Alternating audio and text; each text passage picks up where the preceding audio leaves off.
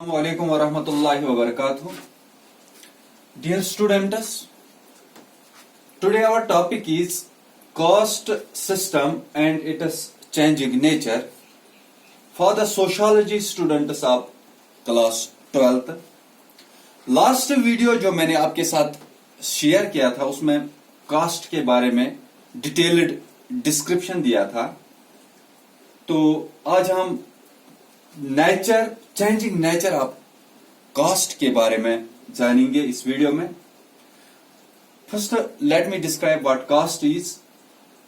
Cast is a form of social stratification, the state of being divided into social caste. जब कोई society divide हो on the basis of cast.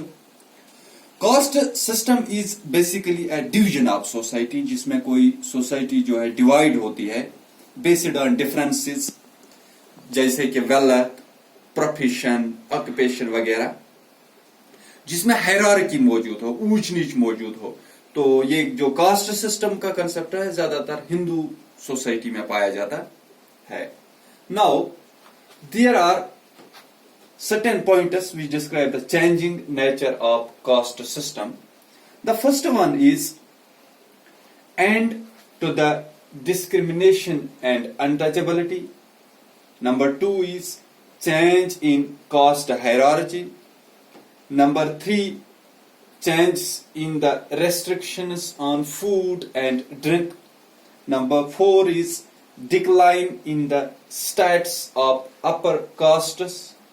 Number 5 is freedom in the selection of occupation, and number 6 is change in the states of women. Let us discuss these points one by one.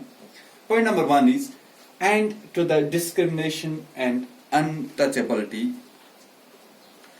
It is actually a practice, जो untouchability है, it is actually a practice in which lower caste people are kept at a distance. जब lower caste लोगों के साथ distance maintain की जाती है, denied of social equality, जब उनसे social inequality की जाती हो, तो जब उन्हें contaminated या polluting माना जाता हो, that is called as untouchability. क्योंकि उनके टच करने से उनको पोल्यूट माना जाता है और उनको कंटेमिनेटेड माना जाता है. 1955 में गवर्नमेंट ने एक लॉ फ्रेम किया, अनटचेबिलिटी ऑफेंस एक्ट.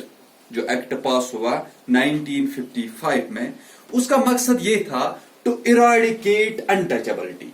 जो ये डिस्क्रिमिनेशन होती है अनटचेबल लोगों के साथ, इसको इराडिकेट किया जाए, इसको जड़ से उखाड़ फेंक दिया जाए. इस कानून के बाद अगर कोई भी किसी को अनटचेबल कहता तो उससे क्रिमिनल माना जाता था, यानी किसी को अनटचेबल कहना जुर्म था.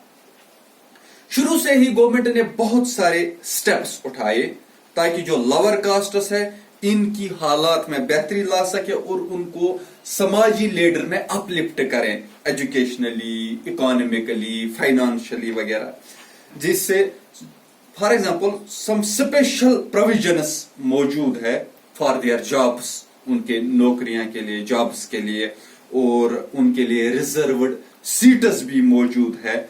इसके अलावा जो इंडियन गवर्नमेंट है, इट एडॉप्ट्स पॉलिसी ऑफ इक्वालिटी. आजकल जो डेमोक्रेसी मौजूद है, डेमोक्रेसी में इक्वालिटी मौजूद है. There is no discrimination on the basis of colour, caste, creed, sex, religion और रीजन इन डेमोक्रेटिक गवर्नमेंट.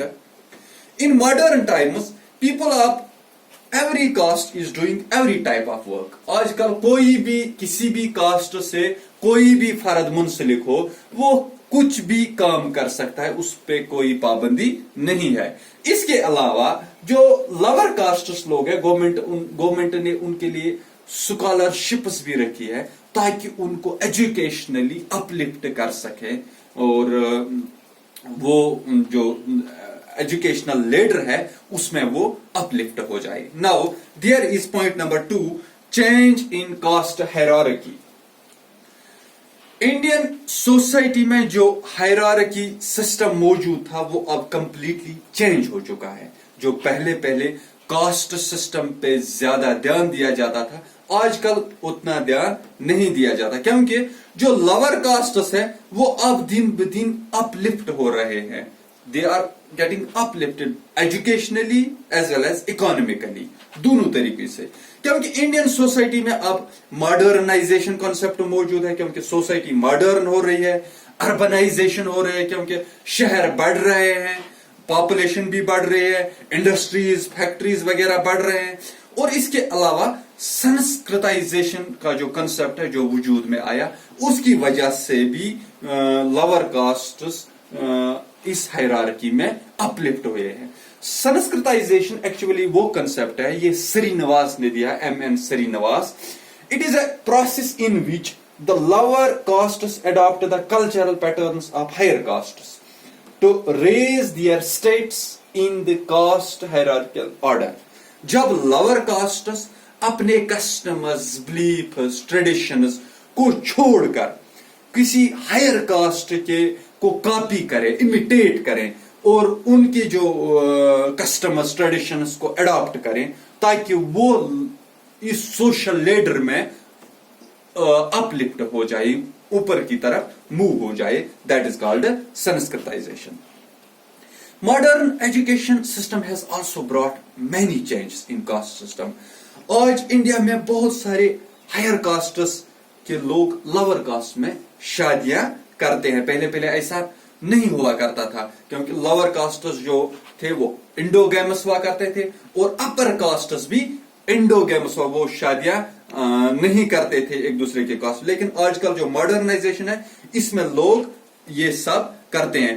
आज इंडिया में बहुत सारे लोअर कास्ट्स में शादियां इसलिए करते हैं क्योंकि कुछ लोग लोअर कास्ट्स में उनकी रिचनेस देख के शादियां करते हैं, और कुछ लोग इसलिए लोअर कास्ट्स में शादियां करते हैं ताकि वो फैसिलिटी अवेल कर सकें जो गवर्नमेंट ने लोअर कास्ट्स के लिए मखसूस रखी हो।